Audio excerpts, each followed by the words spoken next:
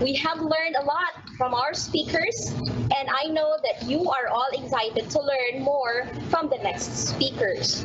But grant us an intermission in this webinar. But before we move on, let me just remind our attendees and the participants to this webinar to keep posting your questions in our Q&A box for the chance to win prizes from our sponsors, PLDT Smart and Globe.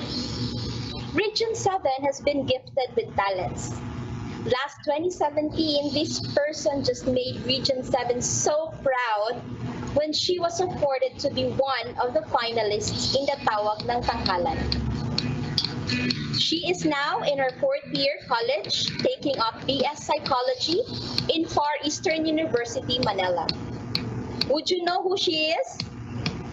Ladies and gentlemen, the pop Christine, Miss Mariel Verdida Montellano.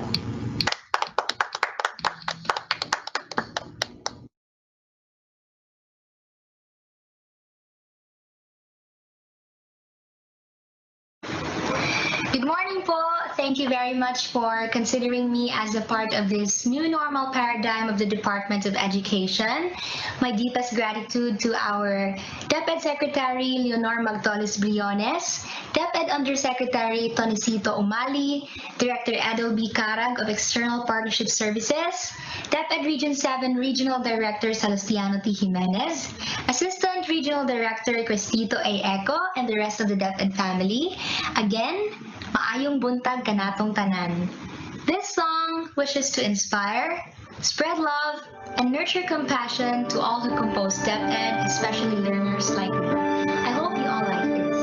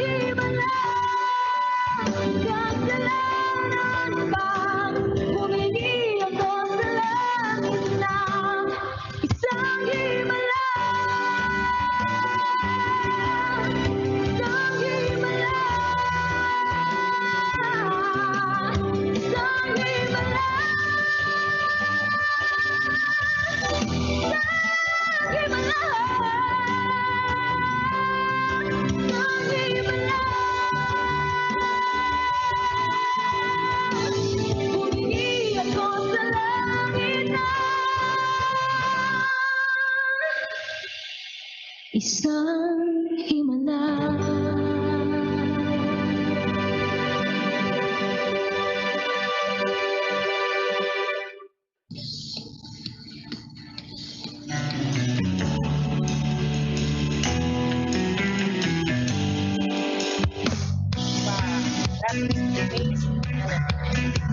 No, thank you so much, Miss Mariel. You just made that time. So,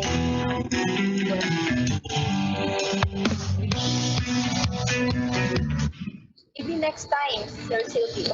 All right, at this juncture, would like to share with you our second batch of winners, our raffle draw winners, sponsored again by our program partners, PLDT, Smart and Globe, and their names will be flashed on screen. Eto na po sila. Mga winners po natin. Lizelle Orano, Christy Rodias,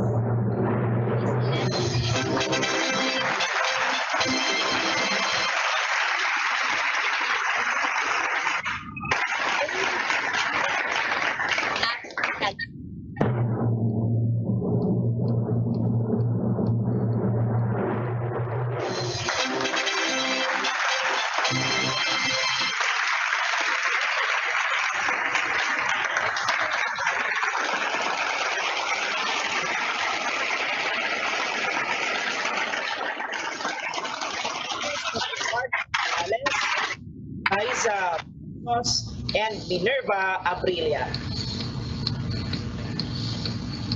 Congratulations once again to all our raffle draw winners.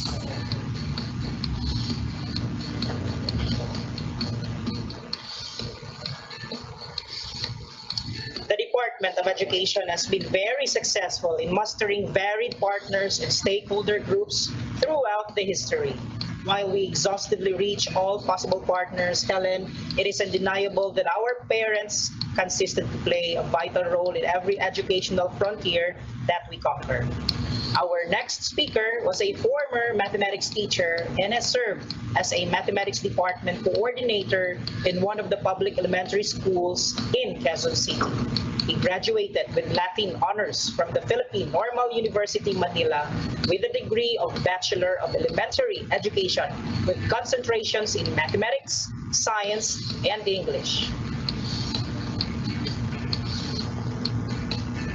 He also received a postgraduate diploma in education, specializing in teaching primary school mathematics and science at Nanyang Technological University, Singapore, under the Leaders and Educators in Asia program, or the LEAP, in partnership with Ateneo de Manila University. And he was also granted an Australia Award Scholarship in 2015, through which he was able to take his Master of Education degree at the University of Melbourne in Australia, finishing with upper second class honors. His memberships in professional organizations include the Mathematics Teachers Association of the Philippines Incorporated, Philippine Educational Measurement and Evaluation Association, and the National Council of Teachers of Mathematics in the USA. And to talk about assessing the child's self-directed learning, let us give it up for the Supervising Education Program Specialist of the Bureau of Learning Delivery in the Central Office, Mr. Joseph Randolph Palatao.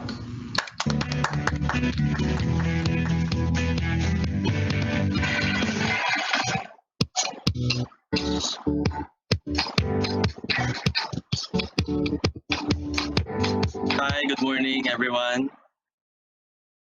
Morning, everyone. I'm Joseph of the Bureau of Learning Delivery, Teaching and Learning Division. First of all, I would like to thank USEC Umali and the External Partnership Service for inviting me to this session. 15 minutes is actually, well, a bit challenging considering the complexities of assessment, but I really hope that I'll be able to share practical tips to both teachers and parents in how on how to assess student learning in this time of the pandemic. So just allow me to share my slides.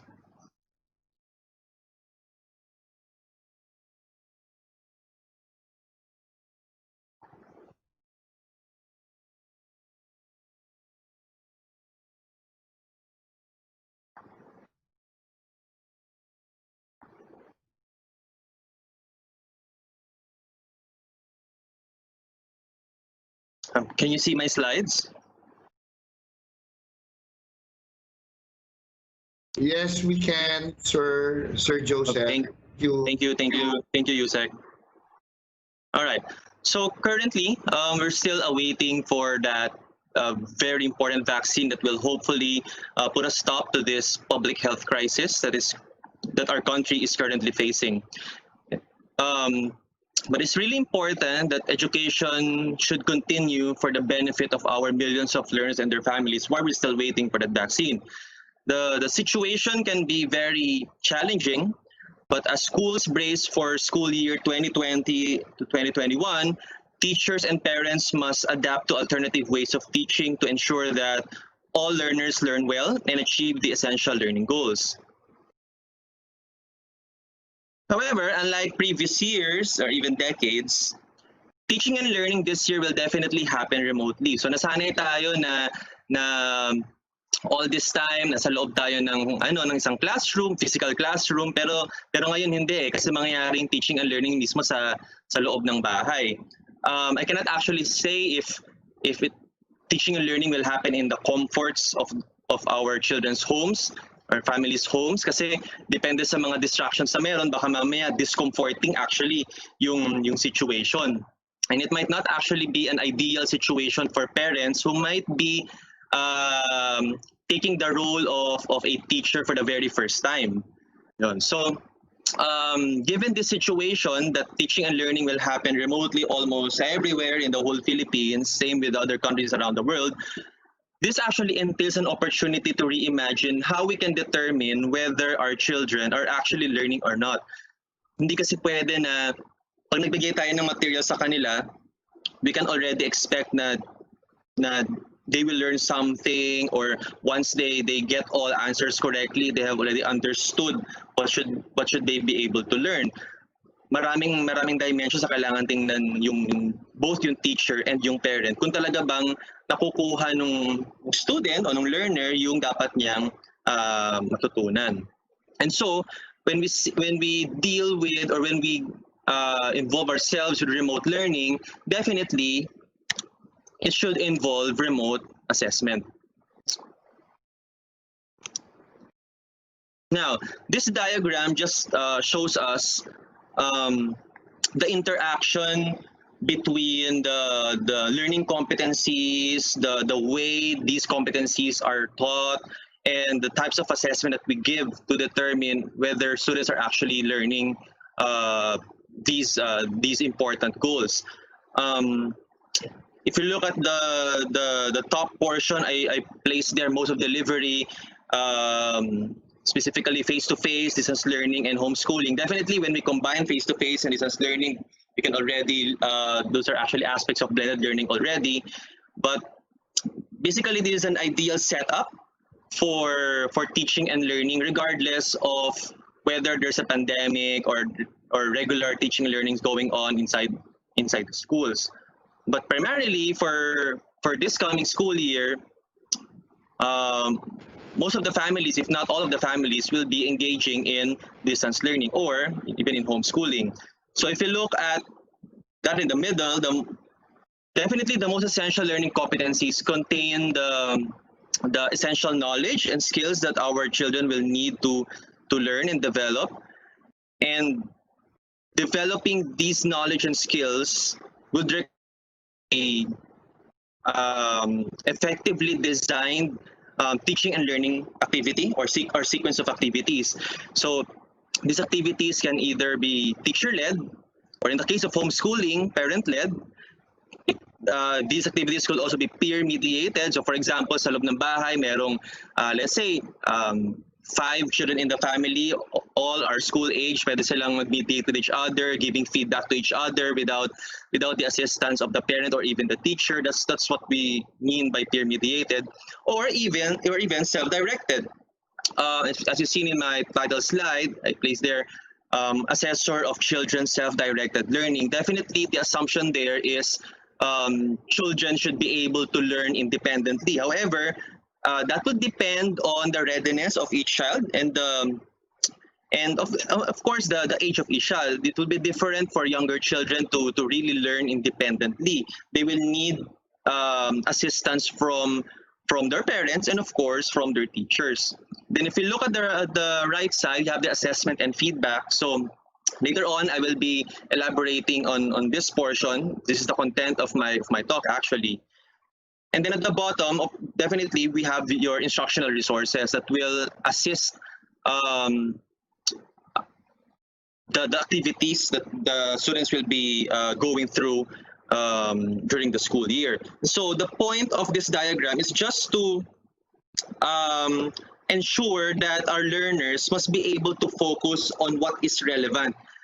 Remember that there are 8 learning areas that our learners have to deal with. So depending on the schedule of the school, baka ma-frustrate yung student, or even ma-depress, or they may feel so stressed about all the work that they'll be doing. So we must make sure that the activities that we'll be giving them, whether the activities are instructional or for assessment purposes, they must be relevant, so that whatever they will do with those activities should help them construct meaning, and then allow them to be allow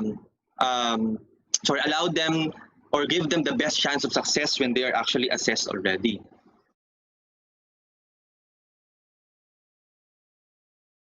Now, it is important that, well, for parents to really be able to work with teachers, and for teachers to really make sure that their scaffolds or their assistants with the families they'll be conversing with or working with really understand what assessment is all about. But there are actually many principles of assessment that we can take note of, but I will only elaborate on 4. Number 1, we should all remember that assessment is integral to teaching and learning. Assessment comes from the word asidere, which means sit beside each other. So that means assessment is not or should not actually be separated from teaching and learning. Assessment should be embedded to the teaching and learning process. So that means, what I showed you a while ago, there's one slide that when we deal with remote learning, definitely remote assessment is also involved. Second, assessment must be holistic and authentic. Holistic, we mean whatever is in the most essential learning competencies, they must be covered. So therefore, for holistic development, all the necessary knowledge and skills from the simplest to the most complex one should be covered. And at the same time, it should be authentic, given that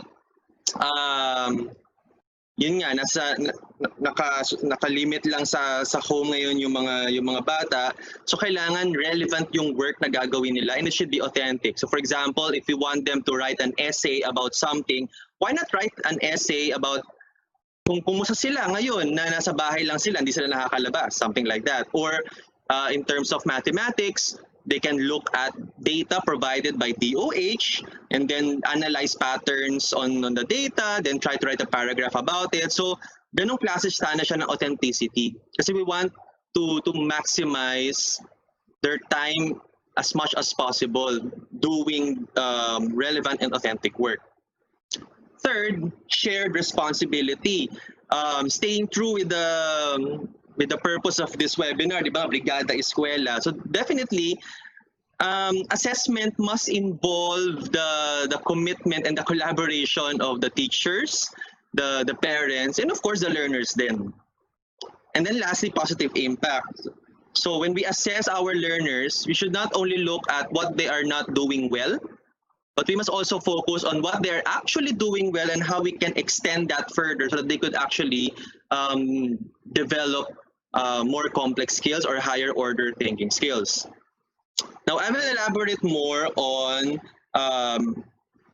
the third principle, shared responsibility. And as I said, assessment and feedback should be a shared responsibility among teachers, learners, and their families.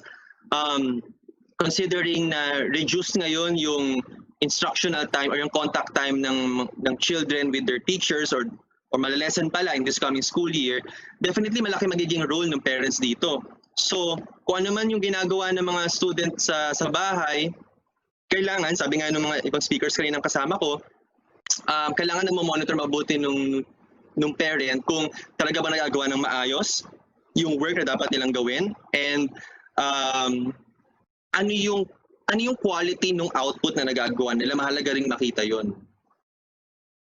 And of course, and that would mean na kailangan nag-uusap mabuti yung teacher, yung parent, and of course yung learner. Kasi it's possible din na, just like what I said, sa mga first time na mga parents who will be dealing with this kind of situation for the very first time, baka ma-overwhelm sila na ito pala yung ginagawa sa classroom, ganito pala mag-assess. So kailangan merong proper assistance from the teacher, may proper coaching dapat na involved. And so to be able to assess well how learners are actually doing, it's important to understand clearly kung ano ba yung mga kailangan matutunan ng bata. And I'm talking about the most essential learning competencies. So for example, I'm just gonna show you, these are 2 competencies for grade 6 math for the first week in quarter 1. So we have their adds and subtract simple fractions and mixed numbers without or with regrouping, and then solves routine and non-routine problems involving addition and or subtraction of fractions using appropriate problem-solving strategies and tools. So maybe you're now thinking, sa mga nakikinig sa atin, nanonood sa atin, if you're a parent, you might be thinking, parang for week 1, parang ang dami ata nito. And maybe yung ibang teachers din, inisip nila, considering na they have been teaching for many years, they know na mahirap i-meet ito in just 1 week. Depende pa yun sa skill level ng bata. So, the first starting point actually before doing anything else is to actually unpack the competencies further, or to break it down into simpler parts. So for example, let's focus on addition muna. So we can say, take note that is just a sample. You can actually modify this in whatever way that you want. I'm just going to show you one sample. So we can focus on addition first, and just focus on adding simple fractions and mixed numbers without regrouping muna. And then add simple fractions and mixed numbers with regrouping. And then lastly, solve routine and non-routine problems involving addition of fractions using appropriate problem-solving strategies and tools. Notice that I focus muna dun sa addition. Kasi nga, pag pinagsabay natin yung addition and subtraction, baka merong students na hindi pa talaga ready to deal with both operations. So, depending on the diagnostic assessment that the teacher will administer at the start of the school year or the start of the quarter, or kung si parent mismo yung mag-administer ng diagnostic test na yon, so dun magde-depend kung ano yung kailangang i-unpack na competency. So again, this is just an example. So kung ito na yung na-unpack natin na competencies, we can now frame them as, or rewrite them as student-friendly learning targets. So, if you take the first one, we can just rewrite this as, I can add simple fractions and mixed numbers without regrouping. Second, I can add simple fractions and mixed numbers with regrouping. And lastly, I can solve routine and non-routine problems involving addition of fractions. Actually, the last one, you could break this further into 2. I can solve routine problems involving addition of fractions, and then I can solve non-routine problems involving addition of fractions. Why do we want these kinds of learning targets? Why do we want to rewrite this into student-friendly learning targets? Well, for learners, I would say that the answer is obvious. It's to identify what they are supposed to know, understand, and be able to do. Kasi minsan, we want our students to learn these things, but they don't actually know what they're actually learning. So mahalaga na kung ma-unpack ni teacher ito for the parents and for the learners, maintindihan ng learner kung ano yung dapat niyang matutunan for this week. At the same time, si parent din, maintindihan niya na okay, ito pala yung kailangan ma-meet ng anak ko for this week. So anong gagawin ko para matulungan ko siya dito? Or anong resources ang kailangan ko para matulungan yung anak ko? Or kailangan ko bang humingi ng tulong sa kapitbahay? Or kung sino man pwede kong hingan ng tulong to assist my child? Something like that. Second, to assess and reflect on their own learning. Again, if you're talking about self-directed learning, the main assumption here is that the student should be able to learn independently. And independent learning involves being able to reflect on their own learning also so that they can actually monitor their progress. So when we say reflecting on their learning, pwedeng nag-reflection ng learning ng ano niya, natutunan niya for this day. Pero kung hindi niya rin natatrack mabuti yung progress niya each day or every week or every month, well, hindi rin niya makikita yung big picture nung kung ano yung kailangan niyang matutunan. Or even yung parents, hindi rin niya makikita kung nag-i-improve nga talaga yung anak niya day in, day out, or every week, or every month, or even between quarters. It's important that the learners understand the learning targets so that they can actually monitor their own progress. And so if you look at these first 3 bullet points, using clear learning targets actually enable learners to take ownership of their own learning. So if they understand that, okay, this is what I am learning, or this is what my teacher wants me to learn. So definitely, ito yung mga kailangan kong ma-meet para masabi na natutunan ko nga talaga yung dapat kong gawin. So kunyari kung may dumating na module, okay, ito yung kailangan ko palang gawin for this week. I should take responsibility to do this and to turn in my work in the proper during the proper deadline, kung may deadline man siya. Ganon. Now for teachers and parents, I think na-mention ko na rin siya kanina, the clear advantage is by using clear learning targets, we're able to break big ideas down into manageable chunks. So kung nakita nyo sa example ko kanina, parang masyadong maraming laman yung nasa isang competency. So pwede mo nyo siyang hatiin into simpler parts or more manageable chunks na pwedeng ituro, let's say, ng isang araw lang muna. Diba? And then teachers would be able to articulate learning expectations more clearly to parents. And at the same time, parents will be able to articulate these expectations also to their children more clearly then. Para alam nila na kung ano yung paano nila i-design yung activities for their children and how to assess them also. Yeah. So yeah, how to design targeted learning experiences. Sometimes when we have so many resources, we just want to give children all of those na sabay-sabay. And that could be stressful, lalo na kung maraming learning areas na kailangan i-handle ng student. So, kailangan targeted. Meron talaga tayong specific targets na gusto nating ma-attain for each day or even for each week. And these clear learning targets actually can actually be used as basis for formative assessment.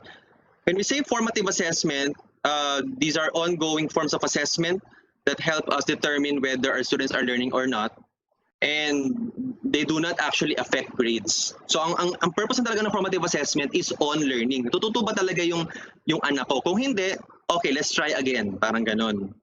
So there's always room for mistakes and to correct those mistakes. And then lastly, make better instructional decisions. So pag in-assess natin formatively yung bata, nalaman natin na okay, dito siya may problem sa part na to, we can now decide whether to give additional material to the child para mabalikan niya o mabalikan niya yung kung ano yung saan siya nagka-problem. Kung tama naman, we want to extend that further so that he or she can develop more skills. Yan. So by being more targeted in what we want them to do, they would be able to maximize the time that they have in constructing meaning about what they are learning. So how do I know if my child is learning, or how do I know if my learners are actually learning? There are 2 big groups of assessment or big types of assessment that we consider. The first one, as I mentioned a while ago, formative assessment, which is an ongoing process of gathering information to inform instruction and improve learning outcomes. Again, take note of the word ongoing. So this does not happen like parang at the end of the day or at the end of the week or at the end of the month. Basically, yung simple lang na pagtatanong nyo na kumusta ka anak? Nagawa mo na ba yung work mo? Yung simpleng check-in lang na yung quick check-ins na yun, ina-assess nyo na agad or minomonitor nyo na agad yung students nila. Yun nga lang dito sa formative assessment, you want to get information kung talaga bang naiintindihan or talagang natututo yung bata. Yan. Kasi yung information na makukuha mo na yun yung magsasabi sa'yo na, okay, let's move to the next module. Or okay, let's stop for now, let's review a bit, and then let's go back to this page once again. So ganun siya. So namomodify mo siya in between. Hindi yung tapos na yung buong learning period, saka lang nag-a-adjust. Yun yung mahirap. So at least at the middle pa lang, or during the whole process of learning, you're able to adjust already kung ano yung you can adjust for the child for your child, and yung bata mismo nakakapag-adjust siya mismo nung strategy niya kung paano niya matutunan better yung material na meron siya, so that learning outcomes will improve. The other one is summative assessment. Ito yung usually na narinig nyo na kailangan mag-aral mabuti ng bata kasi meron siyang quarterly exams, mga ganyan. Kasi ito yung mga assessment na after i-check or after i-score, kasama na siya sa grades. Okay? That's why summative assessment occurs towards the end of the period of learning. That's why between the two, ang mas kailangan bigyan natin ng weight ngayon yung formative assessment. Kasi since magkasama lang sa bahay yung parents and yung children at hindi masyadong makaka-contact ni teacher yung mga students niya, kailangan si parent ang talagang magiging hands-on dun sa mga anak nila kung paano i-monitor yung mga ginagawa niya na activities and assessments. There are different cycles of formative assessment, and I think I mentioned this briefly kanina. You can have minute by minute na formative assessment. If you look at the bottom row, minute by minute as within a lesson. So that will take around 5 seconds to 2 hours, for example. So let's say meron kayong session nung anak nyo, or sa case ng teacher, meron kayong tinawagan mo yung isang student mo, at ang schedule mo sa kanya 5 minutes lang na tawag or 10 minutes na tawag. Yung simple way of questioning mo lang, kailangan structured yon para ma-determine mo if your students are actually getting what they should be learning kahit na nasa bahay sila. Or pwede rin between lessons, so that's day by day. Or sometimes, pwede rin naman yung between instructional units. So pwedeng yung natutunan niya nung between this week and then yung natutunan niya the following week. Pwede mong tanongin anong relationship o anong connection nung natutunan niya last week doon sa natutunan niya this week, parang ganon. And then of course long cycle, so pwedeng between quarters, between semesters or years, pwedeng ganon siya. Kasi nga ang focus na naman ng formative assessment is on the learning process. It's not just to get grades. It's more about the learning process. That is why among these 4 cycles, ang pinaka-effective talaga dyan, based on research na din, yung short cycle and even medium cycle types. Kasi yun yung mabilisan lang siya. Pwedeng gawin mo siya today or even tomorrow, pero hindi mo siya papatagalin until you make certain adjustments. Now, when we do formative assessment, we should answer 3 questions. The first question should be, where is the learner going? Or sa case ng student, kung independent learner na siya, kailangan masagot niya yung question na, where am I going? Ano magiging sagot sa question na to? Definitely yung kaninang learning targets. If we are able to articulate the learning targets to our learners or to our children, they'd be able to answer this question na, okay, this is where I am going, this is where I'm expected to go by my teacher or by my mother or father. Second question, where is the learner right now, or where am I right now? Okay, given na ito yung gusto nilang matutunan ko, ano na nga ba yung alam ko about this? Nasaan na nga ba ako ngayon? And lastly, how will the learner get there? How will I get there? So nalaman ko na okay, ito pa pala hindi ko alam about this lesson. Anong gagawin ko? Should I look at the module? Paano kung tingin ko kulang yung information sa module? I want to learn more. Do I have sustainable access to the internet? Assistance ng parent para guided kung saan saang sites talaga pumupunta. So yung mga ganong klase ng decisions will actually come from answering these questions.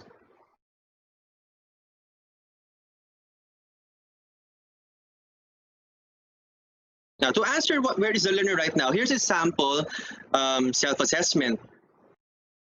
So, if you notice, here, if you notice this statement, nakalagay siya, I can count from 1 to 20, I can count from 1 to 50. This is actually just a sample self-assessment that even parents can do, of course, with assistance from the teacher. So, kung na-unpack nyo na yung competency, kung na-breakdown nyo siya into simpler parts, you can actually create this self-assessment kahit yes or no lang.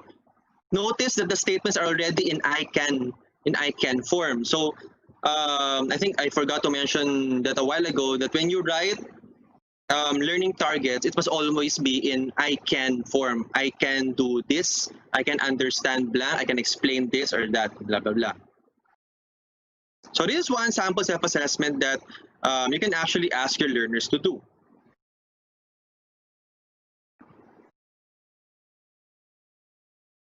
Yeah.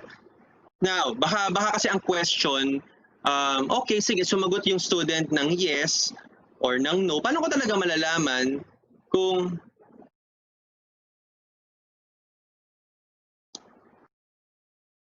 paano ko malalaman kung talagang valid yung sinabi na yes nung student or ng anak ko? Kasi baka mamaya nag-yes lang siya pero baka mamaya hindi pa lang niya talaga naintindihan. So, doon dapat papasok yung iba't ibang ways kung paano ka mag-a-assess. So you can do observations, talking to learners, analyzing products, or even tests. So for example, sinabi niya na, sorry, let's go back. So sinabi niya, I can count from 1 to 20. Anong proof na talagang kaya niyang mag-count from 1 to 20? So the parent can actually give a certain task and then observe kung ano yung ginagawa ng anak niya.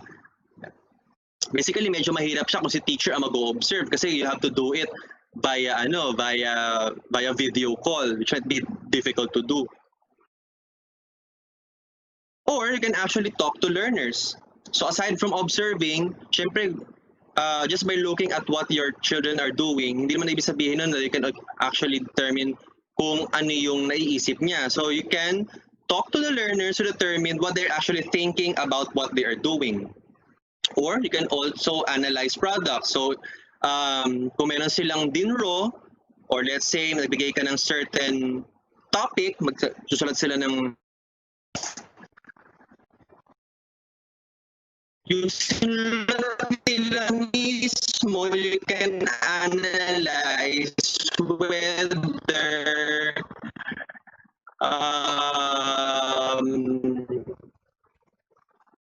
nandun talaga yung elements na matutunan ng student. And then lastly, of course, familiar naman tayo kung ano ibig sabihin ng test. Ito yung usually binibigay ng mga multiple choice items or mga true or false. So when we conduct assessments, either by observation or by talking to learners or analyzing products or administering tests, remember that every child is unique, every learner is unique, and so there's no one size that fits all.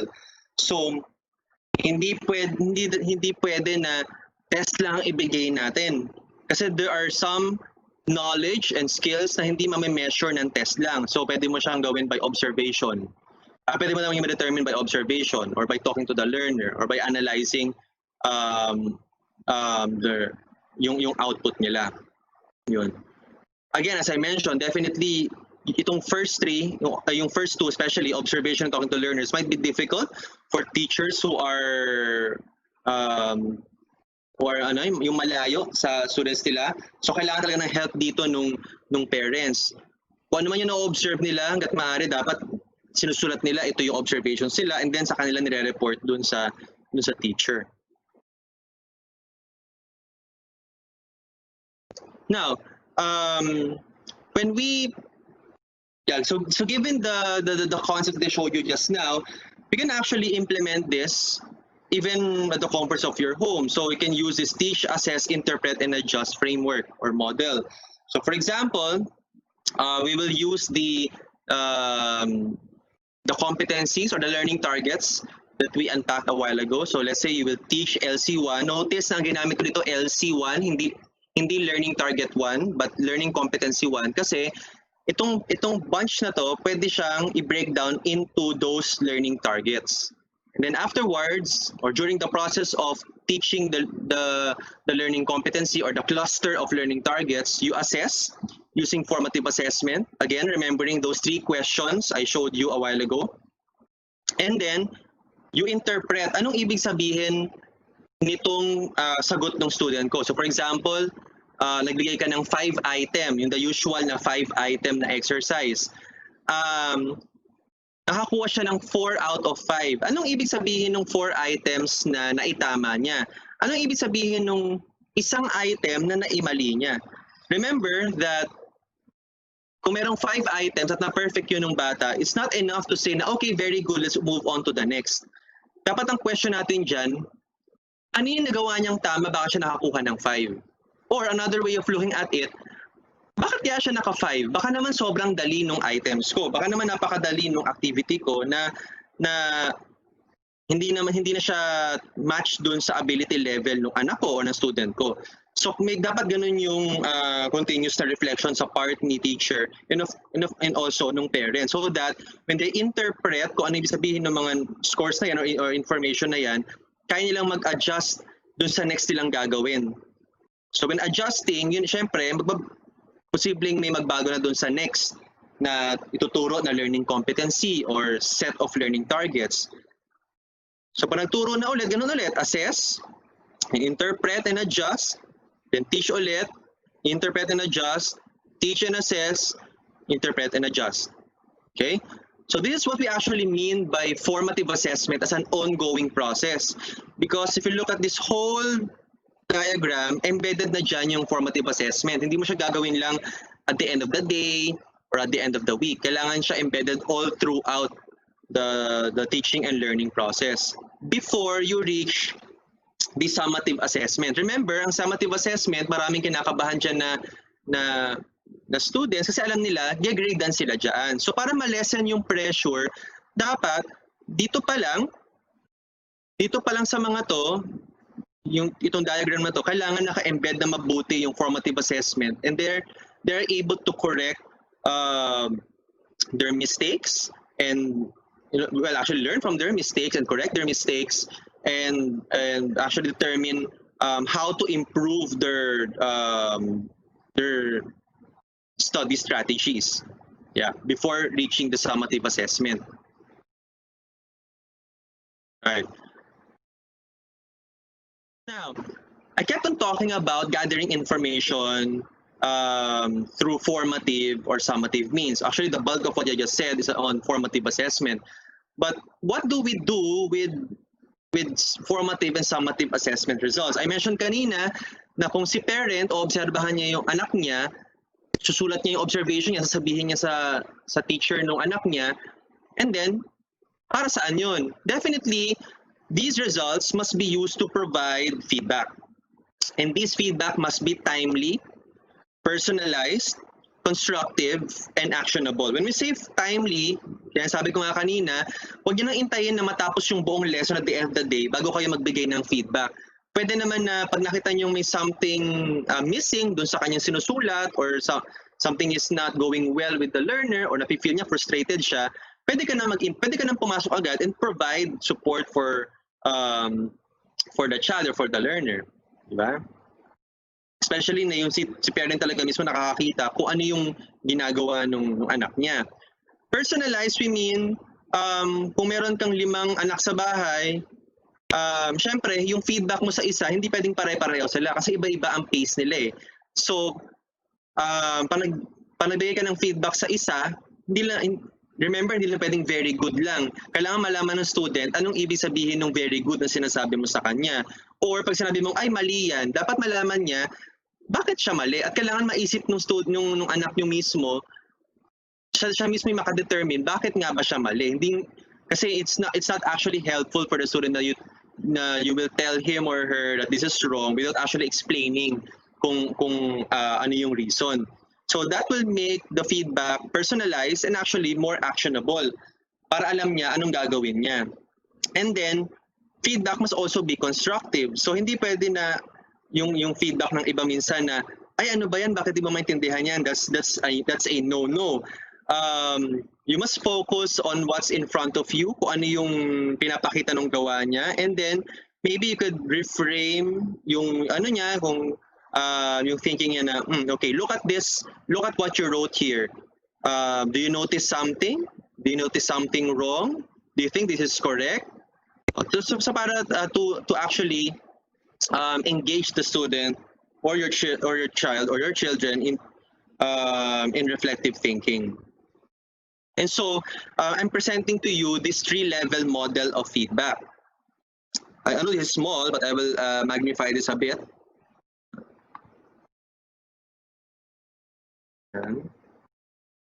Okay, so actually you can provide feedback in 3 levels. One is the task level. So for example, may na-mention ako kayo na dito na eto, does his or her answer meet the criteria or the learning target?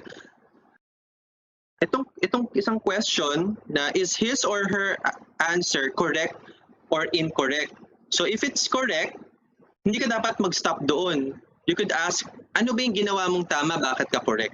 Ngayon, kung mali naman, sige, tingnan mo nga, bakit ka ba mali? Or sige nga, baka maganda explain mo nga sa akin kung ano yung ginawa mo para malaman natin kung saan natin kung ano yung pwede nating itama doon sa ginawa mo. Parang ganun siya. So, of course, due to lack of time, I will not be able to go through each question. But when we provide feedback, we must be very careful with how we ask questions. And so determine really kung ano yung mabibigay natin na feedback to our children. So the feedback could be at the task level, yung mismong ginawa niyang task. Pwede yung process mismo, what's wrong and why, can you explain this answer? And can also provide feedback at the self-regulation level. Pwede mo sabihin na, sige, given itong mga gagawin mo for this week, how will you monitor your work? So, bigay niyo sa kanila yung ownership, yung learning nila. What can you actually do para malaman mo if you're actually learning? So, you're giving the students the control sa kung anong ginagawa nila. Yeah. Right. So that's a 3-level model of feedback. Now, just to sum it up, I hope I have at least two more minutes. Key actions for teachers and parents. Number 1 is to understand the learning targets and the purpose of each assessment. So as I explained a while ago, it's really important that the learning targets are clear, not only for the benefit of the teachers and the parents, but also for the student. It would be also helpful for the student if they understand the purpose of each assessment. Since they are the ones doing the assessment, they should understand why they should be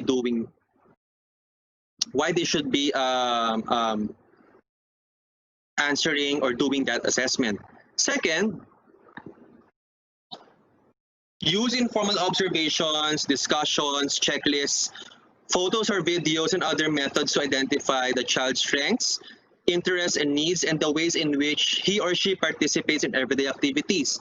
So, again, just to reiterate, hindi masyado makakasama ni teacher yung kanyang mga students. So, since yung parents na nasa bahay, siya yung dapat magbigay ng evidence kung ano yung mga ginagawa ng students. So, pwedeng, kung may papadrawing, pwedeng picturean ni parent yung dinro, then isend sa teacher kung may ganong enough na means para gawin yon, para kung gustong makatipid or what, kung mahirap na i-submit siya in print whatsoever. So actually itong mga ganitong bagay depende na to sa planning ngayon nung school or mismo nung teacher.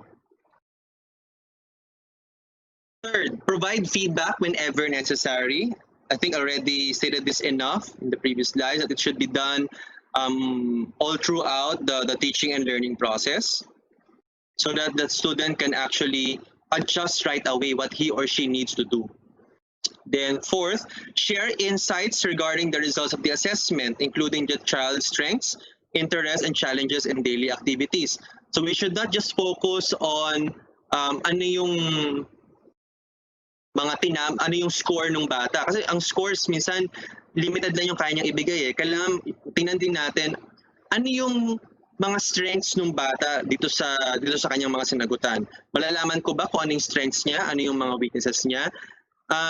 Kailangan masabi ng parents sa teacher na ito yung mga parts na nahirapan yung anak ko. Paano ko siya pwedeng tulungan dito? So yun, mga challenges. Kasi baka mamaya hindi nagsasalita yung mga anak natin, pero yun pala, they might already be feeling frustrated sa ginagawa nila. They might be encountering certain challenges that we don't know about. So kailangan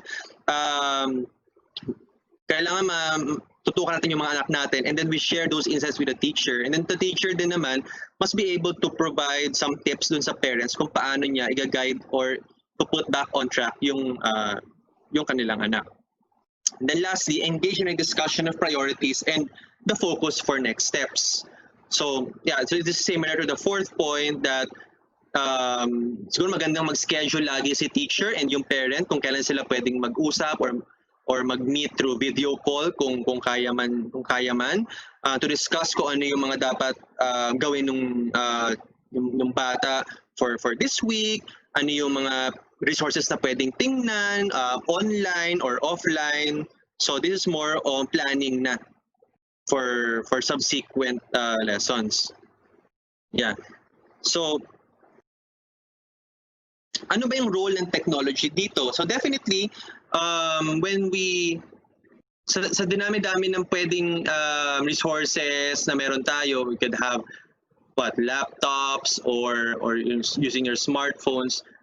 Actually, depending on the creativity nung teacher and the parent na rin, marami ka na rin pwedeng magawa ngayon. So just to put it simply, whether the purpose is formative or summative, technology can help implement assessment strategies in synchronous or asynchronous form. So if you look in this slide, pwede mo isipin yung paggamit ng technology as a continuum from low to high tech. So pwedeng printed material or just using smartphones or yung ordinary na cellphones kung yun lang yung meron, laptop, or kung available, access to the internet. Ba?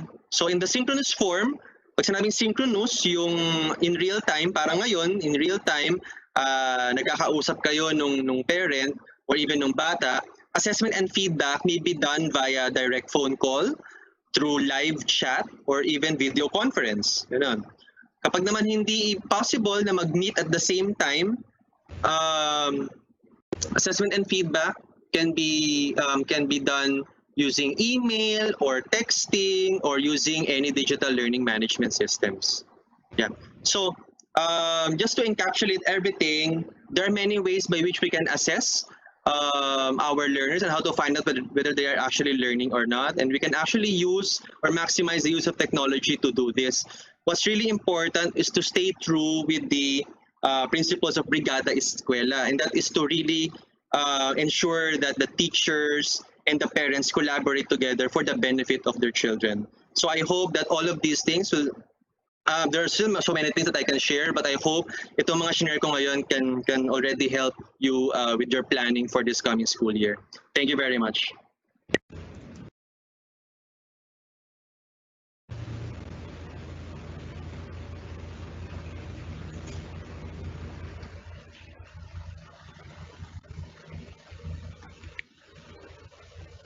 Hello po. Miss Helen, Mr. Silvio, can you hear me? Or maybe they can, but can you hear me? Yes, sir. Yeah, Yes, it's okay. I'll do this right now, as they hear me, I hope. I just would like to intervene very quickly. So sa mga magulang po, ayaw po natin, lalong-lalo na yung iba, di ba, Sir Joseph or Randolph? Joseph, right? Joseph?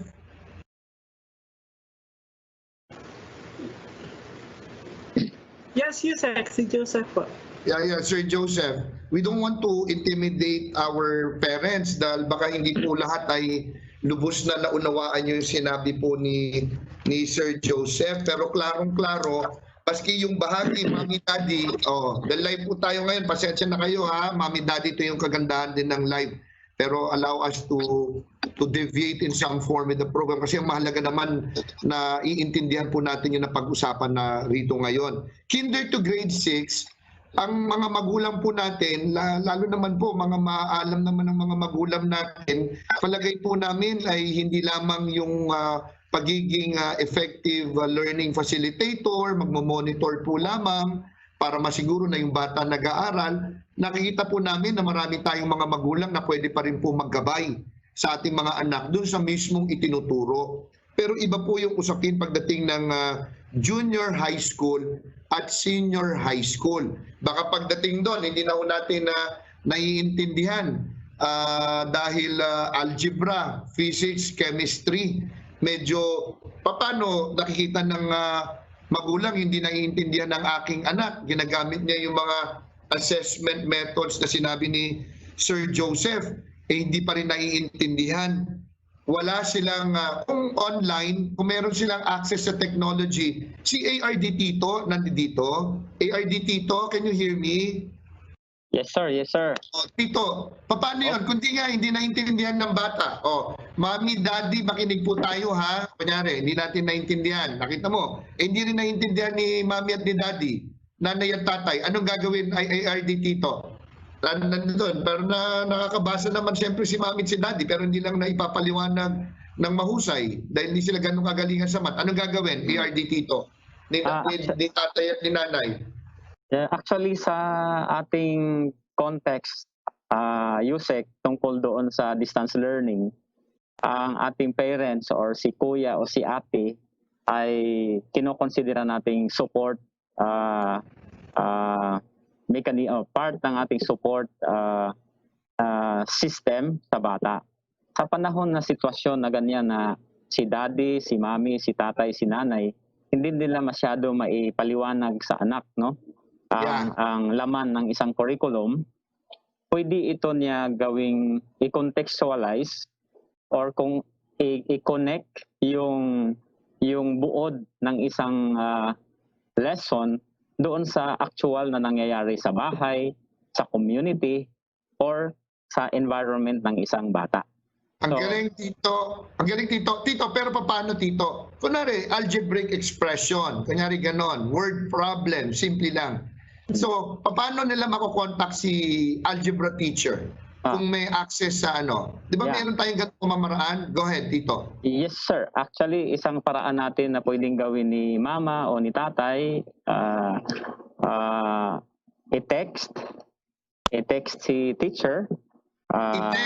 I-text si Tito, teacher. sabi mo text message, di ba? Okay. Yes. So, Yes, Mami, Daddy, narinig po ninyo. Pag hindi po alam, hindi natin naiintindihan, despite what we have just shared with you, pwedeng i-text si teacher. Ano pa, Yes. Tito? Kung Pwedeng kung meron silang kung may kakayanan sa internet na hindi naman masyado mabilis, pwede din naman email. Pwede i-email, or kung may internet pwede naman sila mag-messenger. Okay. Para at least makita mismo ni learner yung kanyang teacher paano bibigyan ng instruction si learner ng kanyang guro. Pero si Mami at si Daddy, kailangan meron silang tamang kamalayan na may ganung opsyon pag hindi po nila naiintindihan. So, yung mga numero ng ating mga guro, Tito, hindi po ba nakalagay dapat yan sa mga materyales, di ba? At yung email address, di ba? Tama po yan. At sinasabi na natin kay nanay at kay tatay, kailangan hawak niyo yan. Sir, ma'am, tatawag na si Mami at si Daddy. Hindi pa rin maintindihan eh. Inaalam ko, hindi niya naintindihan eh. Itong lesson. Paano ngayon siya tuturuan ni Sir at ni Ma'am Tito? Paano? So, ang gagawin ngayon ni tatay o ni nanay, tatawag siya sa guro ng kaniyang anak at doon itatanong niya or ipapaliwanag niya yung mga bagay-bagay na hindi nila masyadong maintindihan para kung maipaliwanag na ni teacher sa kanya, sa nanay o kay tatay, pwede na ngayon si tatay o si nanay ang ang mismong personal na tutulong or mag-a-assist doon sa kanilang anak para mas Kaya, may strengthen yung learning. ang galing, Tito. O kaya, yung si teacher, kakausapin na mismo si kuya at si ate, yung Yeah. estudyante. Tama ba? Pwede Exact. rin yun, di ba? Yes, Ito, yes. Okay. Makikita naman po kasi namin yan, nanay, tatay. Kasi nga may activity sheets na ibibigay po sa inyo para kumpletuhin ng mga bata. Pagkakolekta nyo, ibabalik nyo rin sa amin yan. Makikita yan ni ma'am at ni sir din. At yung assessment na tinuro ni Sir Joseph kanina, na ang ganda.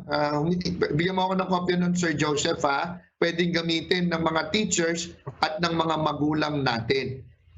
RD, Tito, paano kung walang pang-text, walang email? Kanina nag-usap kami ni Ardisal. Sabi daw ni Ardisal, alam mo na daw yun, yung purok system. Yeah. Yung gagamitin natin, o baka at one point talagang kakailangan kasi nakikita naman natin hindi na tituto yung bata.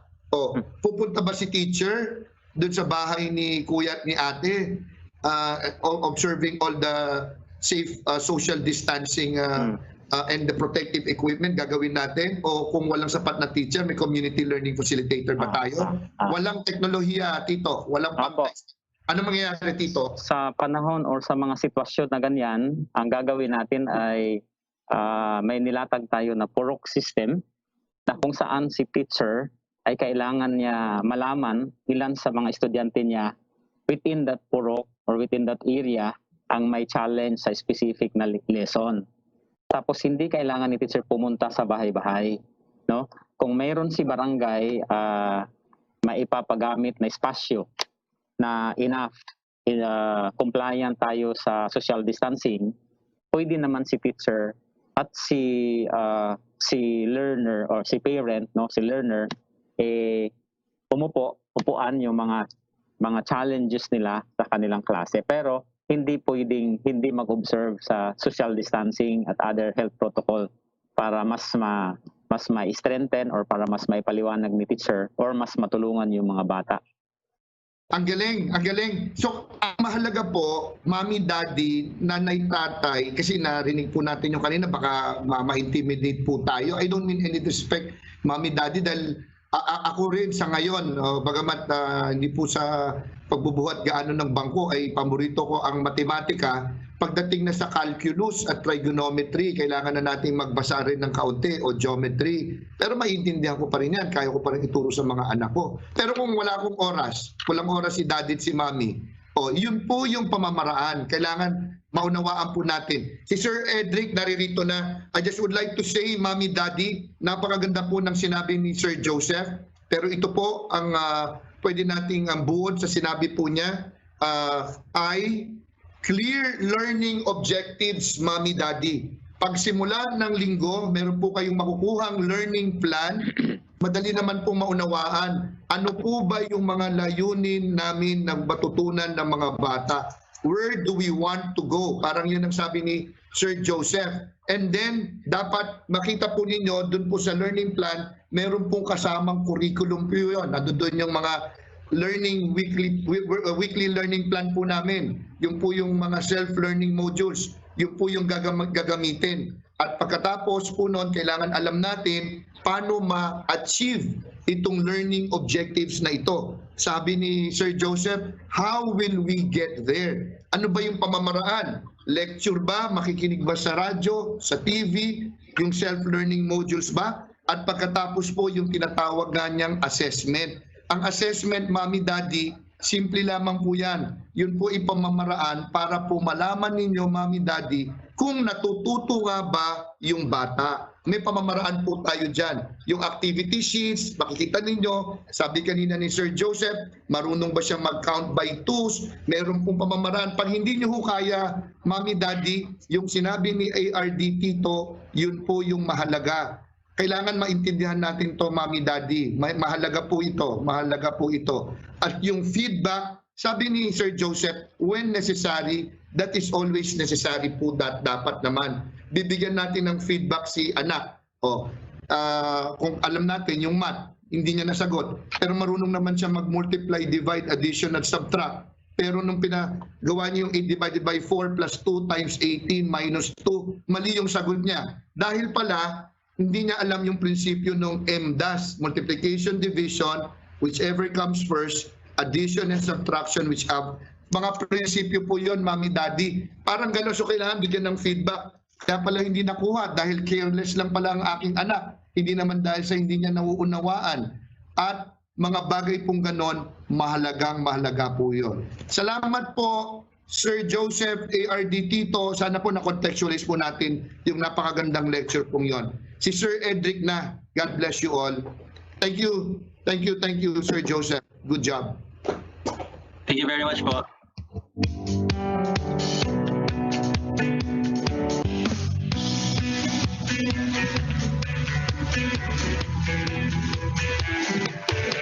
Maraming salamat po, Mr. Joseph Randolph Palata, Yusek Umali, and of course, our ARD Cristico AF.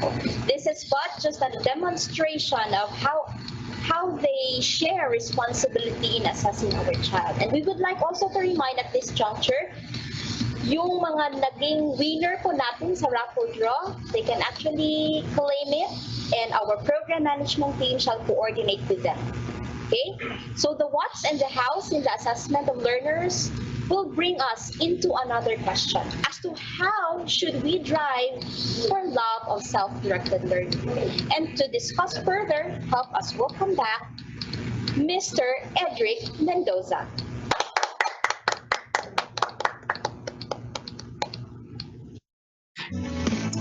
Magandang hapon, good afternoon. Can you see me? Am I on? Yes, sir. Fantastic. So again, now it's good afternoon to everybody. I would like to continue where I started. And I love how Mr. Palatao talked about in assessing, you really want to help the child have ownership. So let me open up my slides as I speak to you again. And salamat ulit sa pagkakataong ito. This is a privilege to speak to all of you about something that is very close to my heart that will help us all change and become better parents as we help our children to learn to this new normal. So kanina po, pinag-usapan natin how to motivate a child to learn para ganahan siya. Kasi nga, it's a new environment, they're learning from home, so how can we motivate them? And we looked at certain principles. Ngayon naman po, how do we help them have ownership? So that sila mismo, they will take initiative. So sa simula, ganado na sila, they're not going to be as distracted, gagawin nila yung trabaho nila, yung work, yung schoolwork with you, with the teachers. Ngayon naman, sila mismo ang mag-own. Sila naman magsasabi, anong next? They will drive it, they will move it. And even if I only have 15 minutes, which I am marking, hopefully, may mapupulot po tayo ngayon as we look at some principles. And just like all our other speakers, 15 minutes is really not enough. So if you want to find out more, feel free to engage me separately and we can talk ano pa yung pwede natin tulong na mamibigay sa mga parents ngayon. No? So let's carry on. How do we encourage self-directed learning? How do we create ownership and have them have initiative? Pinakita ko po ito kanina. This is the basis for what I have been talking about. It has been something that has impacted me and has been a very good framework because it's research-based.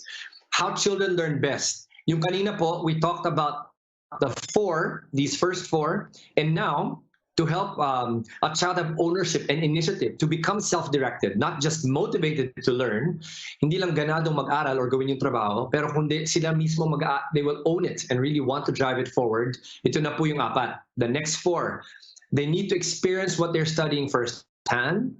The work they're doing is matched with what they are ready to learn. And then they can make choices and decisions about learning. At finally po, meron silang opportunity to pursue itong mga hilig nila. Hindi po yung ito lang ang kailangan mong gawin, but they have opportunities to pursue other things. So we will focus on these four, and then po, I'm done. And I'm again grateful for the time that I have with you. To start this portion off again, sa mga manonood na you just joined us now, mga magulang, my passion is to change the world one family at a time. So can you please, if you are with someone at nanonood kayo, may kasama kayo, tingnan niyo sila, sabihin mo, magbago ka na. Magbago ka na. We want to experience change. Sana po lahat ng mapupulot natin ngayon, hindi po dito lang may iwan, but it will really change us. Kasi nga po, if I understand the heart and soul of Yusek Umali and the DepEd team and the amazing people behind this is they want to see change. Gusto nila makita yung mga parents are equipped to better adjust to this new normal. Di po ba? So, tingnan natin itong apat. Right. The first of these four, to help them have ownership and take initiative in learning, makita po natin, hindi po pwedeng at head knowledge at in the education spaces that I've been able to go around po, sa mga nakikita kong observations, ang sinasabi nila po sa mga Philippine education system, although there's many wins, isa sa mga downsides is its rote memory. Yung bang gawin mo lang yan dahil kailangan mo ma-memorize yan. At pag memorize mo yan, okay ka na. But they don't have an experience. They're not able to ask hard questions. So napaka-importante po that we help the children appreciate that yung learning, hindi po siya theory lang, hindi po lang academic exercise, yung kailangan ko lang matuto. It's something that they can experience. Halimbawa po, in the area of math, no? So instead of just talking about fractions, why not have them experience it? So pwede lang ma-experience ang fractions through ano bang mga bagay sa bahay ninyo? Ano ba yung mga laruan na pwedeng gamitin itong mga objects? For example, pag-order ng simpleng pizza, pag-eat mo ng pizza, pag hinati mo yan, pwede mo nang gamitin yon as an example to talk about fractions. So it's so important. If you want them to take initiative, if you want them to have ownership, they need to experience. In many different environments that I've also learned from and spoken at, they said that we have moved from the agricultural age to the but we have now moved out of that. Some futurists will say we are moving into what is now called the experience age. Ano ba experience age? Marami na pong information, di po ba? Kasi nga, internet, online, you can get anything online. So what people are looking for now is an experience. At na-challenge siya ngayon because of the pandemic, experiences are less. So for learners, students, or children, it's very important if you want them to take ownership, really become self-directed, sila na mismo mag-move as they learn, they have to have an experience. So for example, in math, that would be an example. Sa mga lugar po ninyo, some of our most beautiful places in the Philippines, di po ba, arguably are in the Visayas and Mindanao region. So you have an advantage. Depende po again sa mga protocols, sa guidelines, but you have a chance to use what's outside to help them not just learn things up here, but to experience it. At sa mga guro at sa mga officials natin that are working with these families, there's a great opportunity for you to also contextualize, given the resources in your area like that. Ano bang pwedeng gawin sa science para ma-experience ng mga bata? Hindi lang po head knowledge. This is very important if we want them to have ownership. Wow, sige, it's a full experience for me. Ginaganahan ako, I'm motivated, but I will now go and move on and say, what's next? Ano pang pwede kong gawin? Let me drive my learning because I am motivated and now I have initiative to carry on because I'm experiencing it. Yan po. Second, what can we do? We also want to make sure that we match the work with what they're ready to learn. Kanina po si Mr. Palatao talked about the assessments which will help make sure that the children are going at the pace they are supposed to go. But let's also find ways, both the families, kayo pong mga magulang, hindi po magugulang, kayo pong mga magulang, please forgive my Filipino, and all of the DepEd team and officials out here, let's find a way to work together so that we're able to really customize the learning sa bawat bata. Yung bang sa pace nila at sa kakayanan nila. That is very important so that once again, they will have ownership. They will take initiative. Kasi pag masyado pong mahirap, it's not at their level, too easy or too difficult, alam naman po natin, they will become demotivated. And if they're not motivated, they will not take initiative. They will not become self-directed. They might just go to their gadgets, maglalaro na lang yan, maghanap na lang ibang gagawin sa bahay. So to help match the work with what they're ready to learn, syempre, nabanggit na po ito even by our attorney earlier, who talked about making sure that there's a good space for learning. Ito po, we need to make sure that we match the workspace to the worker. Kung ano po ang angkop sa kanya. As we know, there are 3 different general learning styles. You have visual, auditory, and kinesthetic. Yung visual po gusto makita, mga pictures, ganyan. Very visual. The digital age has made people a lot more visual. Auditory, ito po yung by sound. Pag sinabi mo sa kanya or pag inulit niya, they learn better. At yung kinesthetic, ito yung bata na likes to move a lot and handle things and move things. Depende sa klase ng bata, i-set up ninyo yung lugar para angkop sa kanyang pag-aaral. right? If you set up a place that is conducive for that, then they will take initiative. They will have ownership. Wow, this is great. Nakakagalaw ako dahil kinesthetic ako. So habang nag-aral, makikinig, or gagawin ko yung work, I can move a little bit because they're kinesthetic. Ito namang auditory, ang pwede mangyari dyan, yung bata, because they're very, very sharp sa pagtininig, kailangan tahimik ang lugar. Kung hindi, madidistract, hindi rin sila makakapag-aral ng mabuti, right? And visual, dalawang klase yan. Pwedeng gusto niya maraming picture, so yung lugar niya kung saan siya mag-aaral sa bahay ninyo, maraming picture, things that will stimulate visually, or yung kabaliktaran naman.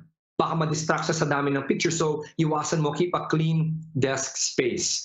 Halimbawa, itong anak ko, no?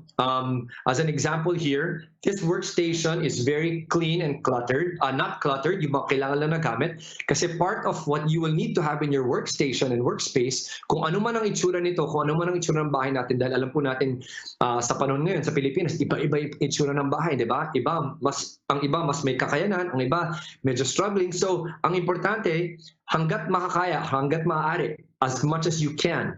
The workspace is something that is not just safe, obviously, but that matches the learning style, right? As I mentioned earlier. Pero kailangan din po, it is something that is as much as possible organized and has the resources accessible. Bilang magulang at bata, as you help facilitate, mahirap na yung hahanapin mo pa kung saan yung mga bagay-bagay. So make sure that that is all set up so that your workspace and your workstation helps prepare them to learn. Okay, so sa anak kong ito, kaya ko din napakita ang picture niya, no, top view, siya yung panganay ko. Nung nagsisimula siya mag-aral, napansin namin na he loved learning. He was very motivated. Bilang ama, medyo hindi ko maintindihan dahil hindi ako ganun ng bata. Ako yung kailangan do it, and then when I do it, I do something else. Pero siya, sinasabi niya sa asawa ko who was homeschooling him, no? Sabi niya, Mommy, gusto ko pa. So gabi na, gusto pa rin niya mag-aral. So I noticed that he really loved learning so much and he was becoming motivated. Now he was moving and taking initiative. I want more. He wanted to own the learning. So part of this principle, matching the work with what they're ready to learn, is now kailangan natin maging resourceful bilang magulang, no? Hanggang maaari. If you don't have the technology or infrastructure at home, sabi nga po ng ibang speakers natin kanina, a community to raise the child. Sino bang pwedeng pang tumulong sa school, sa mga faculty, or sa mga kapitbahay that can help provide resources that will keep them learning, no? You might find resources like this. Sa anak ko, nung mga 9 years old pa lang po siya, pinatest namin, at nung na-test, we saw that he was at the genius IQ or highly gifted. At nung nakita po namin yun, yung misis ko sabi niya, nako, I cannot teach him things that are appropriate for his level. Hindi ko na kayang ibigay. And we could not find the right team to do that. So we went online and we found free resources like this. This is an award-winning program, free po siya for math, no? And that has helped him go to the level that he is able to learn without anyone stopping it. Hindi po yung guro, hindi po yung nanay, because we have matched him to the work he's ready to learn. Yan po.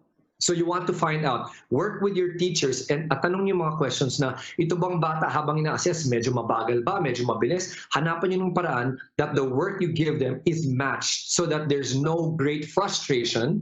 And because there's no great frustration, they will have initiative. They will want to carry on and keep learning, like the case of my son. So yung anak kong ito, dahil nga sobra siyang ganado, not just motivated, but he was taking ownership, he now started to go off into other directions of learning in the math areas, and he got interested in coding. So sa madaling salita po, he finished learning 6 different coding languages all of his own, and he's been able to code and program for our different businesses and companies, and even take a full internship at 16 years old at one of the leading digital banks. So ito po, find ways to make sure we match the work with what they're ready to learn so that they will go deep and they will go wide sa kanilang pag-aaral. They will have ownership and they will have initiative to carry on and really become a self-directed learner. Yan po.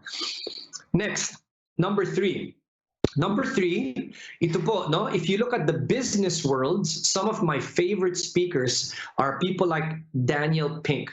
Ang sinasabi po nila sa mga tulad natin, mga adults, no? If we want to motivate and if we want team members or individuals to go very far, there's 3 ingredients to doing that. We need to give them autonomy, we need to give them mastery, and we need to give them purpose. Autonomy, mastery, and purpose. Dati akala natin, bigyan mo maraming pera, gaganahan yan magtrabaho. But that's not the case anymore. People are experiential, as I said. It's a very different world today, lalo na yung mga millennials. No? So autonomy, mastery, and purpose. Mastery is help them become good at what they're doing. Purpose is bigyan mo ng bakit. Ano ba yung dahilan kung ba't nila ginagawa yun? At nabanggit na yon ng mga speakers natin kanina. So yung huli, this one, autonomy is very important. If we want them to have ownership, to take initiative and become self-directed learners, napaka-importante po na tanong natin sa sarili natin, ano ba ang pwede nilang gawin sa kanilang pag-aaral, sa kanilang learning, and you can talk to your teachers about this, where they can choose. Halimbawa, sa isang schedule nila, yan. So, ilalatag din yung schedules.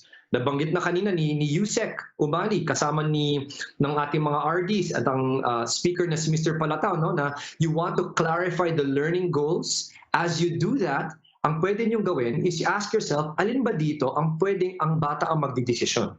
Halimbawa, Mami, gusto ko itong math muna. Pagkatapos nito, ito naman yung gagawin kong work, itong science ko na subject. O sige anak, gawin mo yan. So that as they make choices and decisions about their learning, they will then be motivated, as I talked about earlier, and they will carry on as a self-directed learner.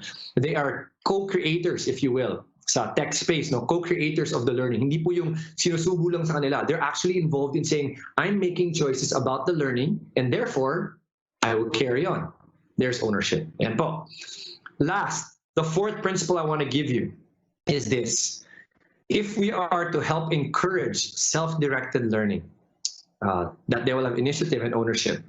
Ang importante po is we give them opportunities to pursue their interests. Sinabi ko po kanina, no, that because of the fusion of the home and school, in the home, some children are getting discouraged and demotivated in general. Kasi nga parang, wow, dati pupunta ako sa school, tapos pag uwi ko sa bahay, it's play, it's family time. So, on top of ensuring they still have time to play and enjoy at home, we also want to help encourage and find ways paano ba natin pwede gawa ng paraan that they also pursue what they're interested in.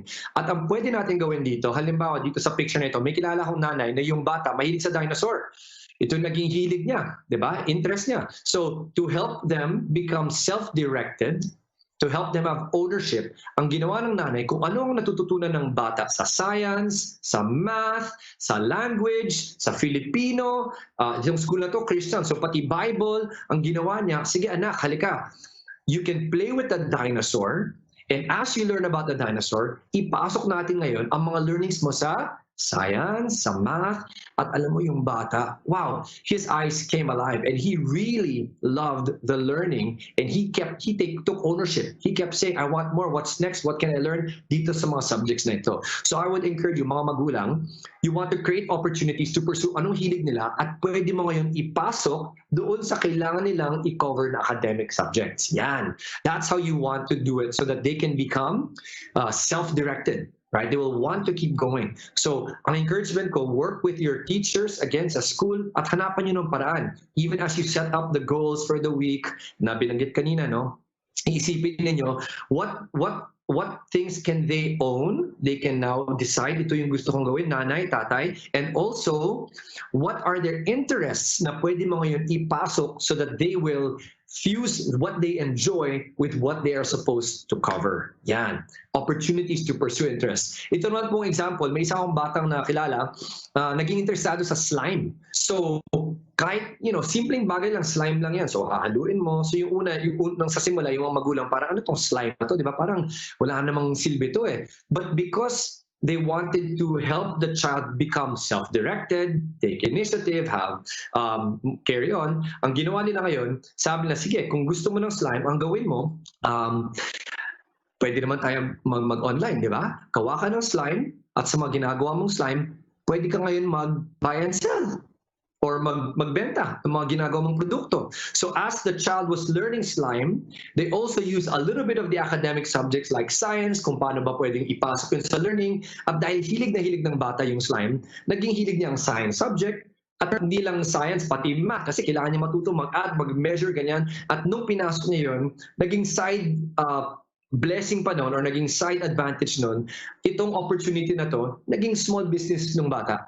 So, hindi lang siya natuto ng mga academic subjects, pero dahil sa opportunity na ito na ginawa ng magulang para sa bata, nakapag-set up siya ng online account sa Shopee. Hindi naman mahirap yun, di ba? Tapos sinubaybay ng parents, nakapagbenta siya ng mga slime products at naging small business ng bata. So ito po, simple examples for you that will help you, hopefully, in asking, paano ba? What can I do to make them self-directed? And as I said earlier, you want to help them have initiative, you want them to have ownership. At paano po ito? Here's that final point, no? Create opportunities to pursue their interests. So ang challenge po sa ating bilang mga magulang is to ask, alam ko ba yung hilig ng bata? Alam ko ba yung mga kiliti niya? Ano yung mga nagugustuhan niya? Kasi as a good parent, or baka ang iba po sa inyo, may nakita po akong questions kanina sa mga viewers natin, no?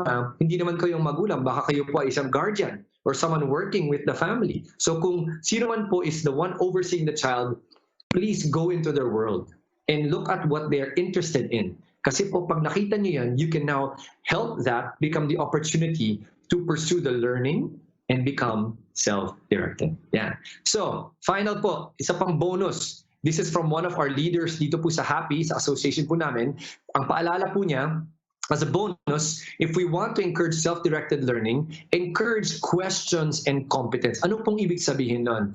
Karamihan sa mga magulang, dahil po we mean well, ang karamihan na sa ginagawa natin is pagka halimbawa nag-class ang teacher sa bata, pag nakita natin nahihirapan na yung bata, tayo na magsasagot, o sige anak, ito ang gawin mo, 1 + 1 = 2.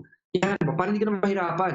So, or baka ang ginagawa natin is dahil sobra tayong busy, ayaw natin silang mag-struggle to get the answer, tayo na mismo ang magbibigay. Akin na ako nang gagawa niyan para makaano ka na. Marami pa akong gagawin ibang bagay eh. Or baka bumagsak ka pa dyan, ako na lang gagawa. Let's be careful because we need to remember that encouraging questions helps the child develop critical thinking. Pagdating po sa education lang po natin, di ba? If you've heard of Bloom's taxonomy, the simplest form of thinking and learning is memorization. Yung sinabi ko pong rote memory. Hindi ko alam kung bakit, gagawin ko lang ito. The highest form of thinking and assessment is now being able to create. So you help the child move from just, ito yung kailangan kong matutunan, to asking questions and encourage them to come to the answer so that the thinking becomes stretched.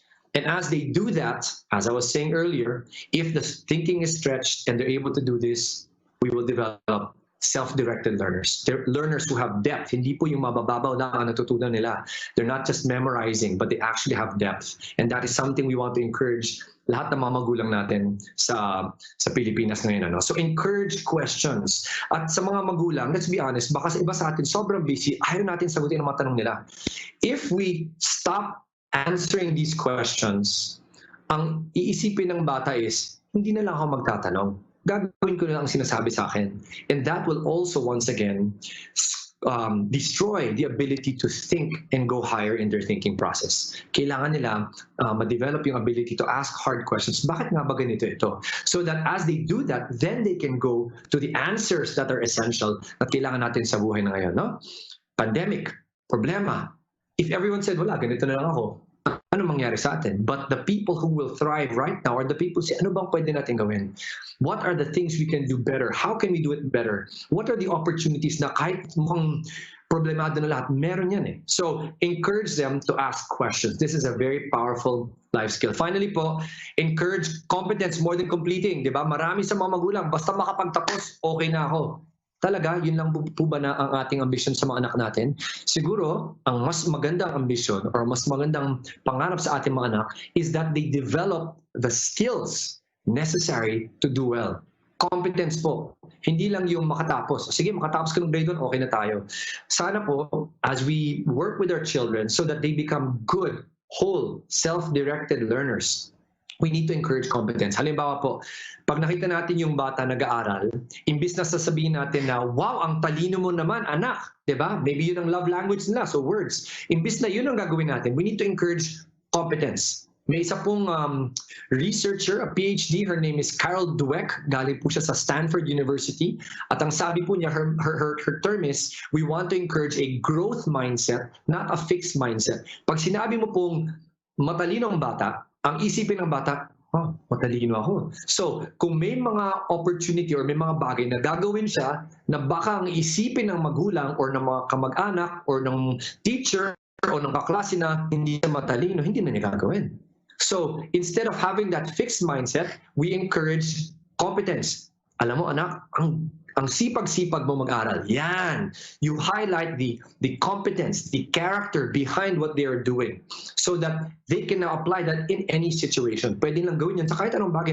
Oo nga, masipag ako. Sige, kahit anong ihirap mo sa akin, I will work hard. Magiging masipag ako or magiging masinop ako. Very thorough, no? So, encourage competence, right? That is very important so that habang magtapos yung bata, they now have the right skills that they can use where they go. Hindi lang nakapagtapos, pero they're able to learn these important competencies and characters that will help them go farther. That's what we want for self-directed learners. Okay po. So, let me wrap up. Ito na po. I covered these 8 things, and we tried to look at how to make this practical in our homes. My first part were the first 4, and then in this talk, about how to encourage, the first 4 were about paano ba natin pwedeng gawing ganado or motivated ang bata. The next 4 was all about, okay, kung ganado na sila, they're motivated, how can I have them have ownership and initiative so that they can become a self-directed learner and do well even in this home-based learning environment with us parents. Ayan po. So, let me close. My closing with you will be something from my heart. Alam niyo po, kung bakit itong passion ko to help change the world one family at a time. Hindi ko po alam kung nasaan yung mga pamilya ninyo or ang situation ninyo ngayon at sana po the Lord is with you and will guide you, but ito po yung nasa heart ko.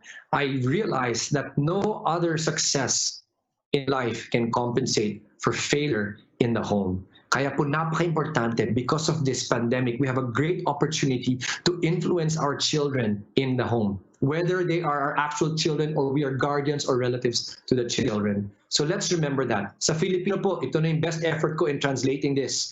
Walang ibang tagumpay ang maaring magbayad sa kabiguan sa bahay. So, ang prayer ko po para sa ating lahat is that we will be the parents or the guardians that the children deserve as we walk alongside them and help them become self-directed learners, but more than that, citizens, good Filipinos who will change the world. So salamat po sa pagkakataong ito. Thank you again for the time. I will now turn you back to our host. God bless po to all of you. Edric, Ma'am Helen, Sir Silvio, 1 minute lang kay Sir Edric. Sir Edric, napakaganda ng huling mensaheng binahagi mo, Sir Edric, ha? Pero pwede mo bang magdagdag ka lang ng mabilis yung sa aspeto, kasi yan ang isang agam-agam ng mga magulang natin na klaro na hindi naman natin inaasahan na sila mismo yung magtuturo nung mismong laman ng modules, Sir Edric. Bukod dun sa napag-usapan namin kanina ni ARD Tito Eco sa aming bahagi ng kagawaran, paano tutulong yung guro, paano magpapaliwanag. Yung mga magulang po natin, PTA organizations, nandito po ngayon. Ano po yung ginagawa ninyo sa eksperyensya nyo na yung binabahagi mo dati, Sir Edric, kayong mga magulang na may expert sa matematika, willing magturo sa kapwa magulang o sa anak ng kanyang kapwa magulang sa kanilang anak. Pwede mo bang ibahagi ng mabilis yun para magkaroon sila ng idea na ang mga PTAs po natin pwede pong mag-organisa ng ganung mga aktibidad? Please, Sir Edric, can you very quickly share your experience on that before you leave? Yes, so we call that team teaching. Di po ba? At sabi po natin kanina, it takes a village to raise a child. Sa mga PTA associations o yung mga groups ng mga parents, dito sa mga viewers natin ngayon, you have a powerful opportunity to work with each other. Di po ba? Not just with the teachers, but with each other. Kung meron po, sabi nga po ni Yusek, halimbawa, may isang nanay na magaling sa math. Ang pwedeng gawin, si nanay na mahusay sa math, ang pwedeng ngayon tumulong sa mga bata na medyo nagsa-struggle. Okay, so nandiyan ang teacher tumutulong, pero para may makatulong din na iba, you can now ask that mother to help teach and work with your child. Kung halimbawa ikaw, iniisip mo na, alam mo, hindi naman ako mahusay sa math eh. So pwede ka ngayon humingi ng tulong dito sa mga kapwa magulang that are better at it within the PTA organization, for example. So kayo po mga PTA heads, ito po isang opportunity for you to work with the parents in your community to find out ano po ba ang mga skills nila na pwede ngayon nilang ibahagi din sa mga anak ng mga members ng inyong association of parents. Ayan po. So I think that is what Yusek was saying. Team teaching, helping each other sa mga areas, whether it's Filipino or social studies or math or any other skill that you would like the children to learn. Thank you, Edric. Bye. Take care. Stay safe. Salamat po. Salamat, Yusek. Salamat all. Okay. Ma'am Helen, Sir Silvio, you have the floor, please, for our last resource person, then our partners, please.